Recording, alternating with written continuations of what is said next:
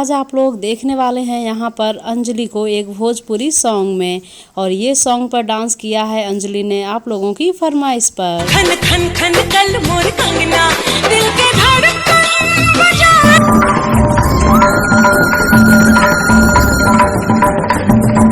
सहनाई आबे लागल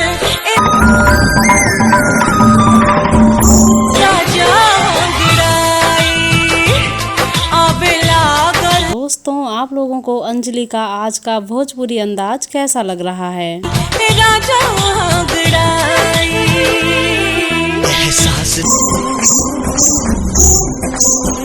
समझ में आए का होला प्यार बुझाए, एहसास समझ में आए का होला प्यार बुझाए।